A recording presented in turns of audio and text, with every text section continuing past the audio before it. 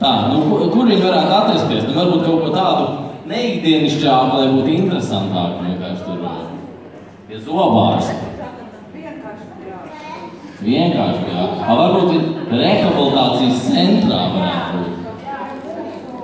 Jā. Pie kur dakteri viņi varētu būt? Pie kur dakteri? Pie dakteris Bērziņas, jā. Tad, tu būs dakteri Bērziņa, un tu būs galīgi rehabilitējams. Ok. Dakter, es pie jums. Man vajag uzlādēt enerģiju. Sveicināt, varbūt sākumā man jūs izmeklēt, lai redzētu, kāds ir tas enerģijas līmenis. Jā, jo es domāju, ka es esmu atnācis pareizā vietā, jo uz jūsu durvīm bija rakstīts mūsu mežā citi noteikumi. Tas pavisam noteikti, jo es pats savām rokām rakstīju. Tad vēl mūsu praksē ir tāda lieta, ka mēs pieturamies pie likuma. Te ir nabaga māja. Ļoti labi, jo man arī nav daudz naudas. Tad es esmu atnācis pareizā vietā. Un arī citi noteikumi arī man dara, jo man normāli ārsti nevar palīdzēt. Es atkārtošos, te ir nabaga māja. Ziedojums lūdzu. Es senībā nezinu ziedot savu nieri, bet kāpēc jums ir tāds jocīgs uzvārds? Bērziņa, man pilna upe. Parasti man ir pilna upe. Es tur neko nevaru padarīt. Atnāk pacienti, atnāk viena ar rozēm, viena atnāk ar klīņām, cita vēl atnāk ar kaut kādiem, saprotiet vērši. Kas jums ir līdzi? Man līdzi ir jaunums nepaliks nesodīts. Mani droši vien atsūtīja tiekšnieks uz šejien, lai man tiešām palīdzētu, jo tāds turpināties nevar, es vienkārši esmu jauns, visu pa dzīvi. Pie kādiem ārstiem vēl jūs bijis pirms jums atnācāt pie urologa? Es biju pie acu ārsta, jo pirms tam es nevaru izlasīt nevienu nosaukumu uz ārstu durvīm. Es gāju veikalā un teicu, man palīdz, man neviens nepalīdzēja. Šādos gadījumos es teiktu viennozīmīgi. Rīsu muģēklītis. Manuprāt, jums ir acīs iesmērēta rīsu putra.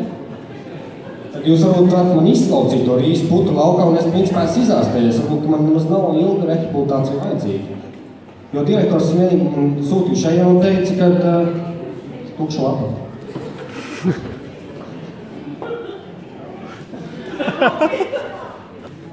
Viņš teica, norauda rakstījumus. Kam tad jūs tos rakstījumus noraudāt? Droši vien, ka priekšniekam.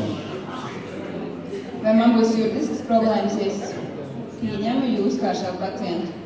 Es domāju, nē, es 2 nedēļas pagulēšu, man kaut kāds masāžu, viņš uztaisīs, es būšu vesels kā ruks un nebūšu vairs ļauns. Es atkārtošu 3. reizi, šeit ir nabaga māja. Ļoti labi, tad es jums vienkārši nemaksāšu vai ko? Tad arī rehabilitācija būs attiecīga. Jā, bet tu esi skaista. Parasti man kāds tā saka, manā prakses laikā, tad es saku vienkārši, es biju Ķīnā. Tāpēc es domāju, tās acis tik šauras ir. Kaut kas man vajag piedalināja jūsos. Tā varētu būt. Manuprāt, šeit ir gadījums ar acīm. Jūs bija taisnība par to rīsu putru, mums ir nekavējoties viņu jāizņem. Jā, tas ļaunums ir acī iekšā. To ļaunumu vajag izņemt ārā.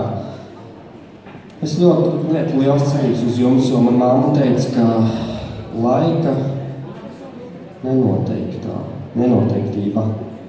Laika nenoteiktība. Jums ir problēmas ar laika izjūtu. Šeit jūs ārsta kartiņā ir rakstīts, ka jums ir 65 gadi. Cik jūs mātē tādi? 120. Un ko viņa lieto? Viņa dzīvo pēc tāda principa, ka tev vēl piens aiz lupām. Varbūt, ka tas piens arī viņai palīdz uzturēt visu to jaunību un jau spirkta ir man uzmana vēl. Šajā klīnikā es jums teikšu uzreiz, mēs nenodarbojamies ne ar kādām indiešu medicīnām, visām, kas ir ārpus konvencijas. Tā kā, ja jūs ārstēsiet pie mums, nekādas govju pieni, mātes pieni, nekas tāds. Mums ir kodeksā rakstīts kaut kāds sviests. Sviests var nākt no piena. Nu labi, es padomāšu, es palikšu pie jums, jo galvāts pieder tomēr manai mammai. Un mana mamma vienmēr, katru reizi, kad man iet slikti, viņa saka, te ir nabaga māja. Tā kā viņa ir bijusi pie jums.